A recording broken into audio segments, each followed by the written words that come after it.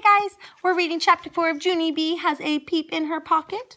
And chapter 4 is called Cockle-Doodly-Doo. One Saturday, Mother came into my room.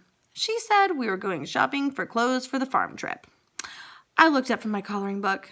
No thank you, I said, on account of I'm actually getting a fever that day, so I won't be going to the farm. Mother laughed. Don't be silly, she said. Then she picked me up and she carried me out to the car. Yeah, only here's the problem. You're not actually respecting my wishes, I said. Mother laughed some more. I promise this will be fun. I did a huffy breath. Whatever, I said. Whatever is the grown-up word for that is the dumbest thing I've ever heard. And guess what? I was right. Because shopping was not fun at all. Mother kept on making me try on clothes that I didn't want. First, she made me try on a shirt with checkery squares. Then she made me try on overalls with big, giant pockets. Plus, she tied a bandana around my neck and she put a straw hat on my head. I looked in the mirror at myself. What do you know? I'm a cornball, I said. Only too bad for me, because Mother said I looked cute as a button, and she bought those clothes anyway. Plus, also, she bought me a throwaway camera from the drugstore.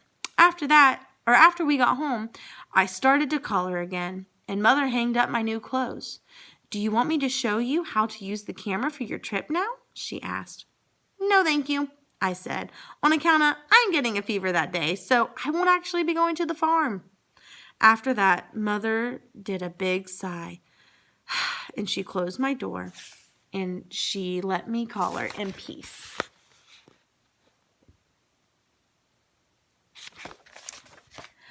I got tricked, 'cause on the day of the trip, I told my mother I had a fever, but that woman did not even take my word for it.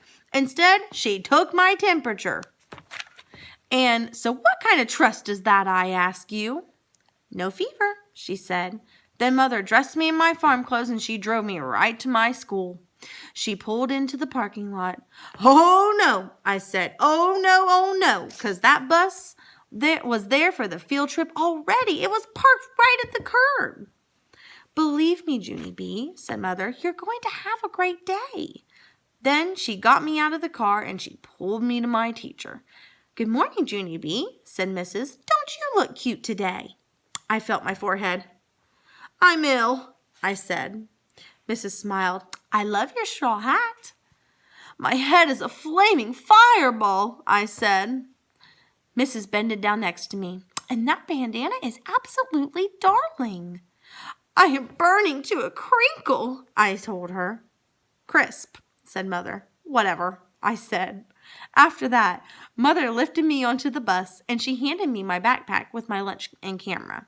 She waved goodbye to me. I did not wave back because my hand did not feel very friendly.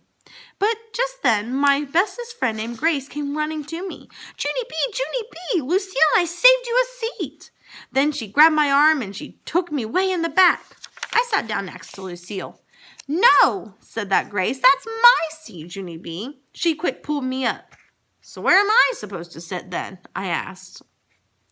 Lucille pointed across the aisle. Right there, silly, she said. You're sitting right directly across from Grace and me. And so it's almost like we're sitting together, except you will be separate. I sat down. But there's nobody to talk to over here, I said. Just then, that meanie Jim jumped up from the seat behind me. Me! You can talk to me, he said, laughing. Then he leaned in my ear and hollered, Cockle-Doodly-Doo!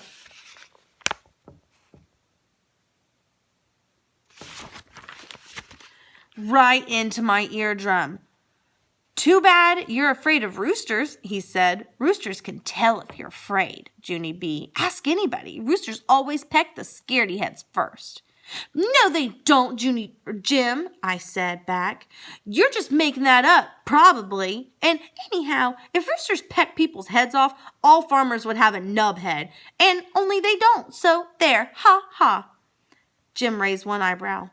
Are you sure farmers don't all have nub heads? He said, kind of spooky. Are you? He did a grin.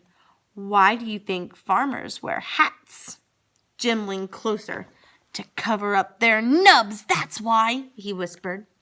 After that, he lifted up my hat and he patted my head and he cockle-doodly-dooed all over again.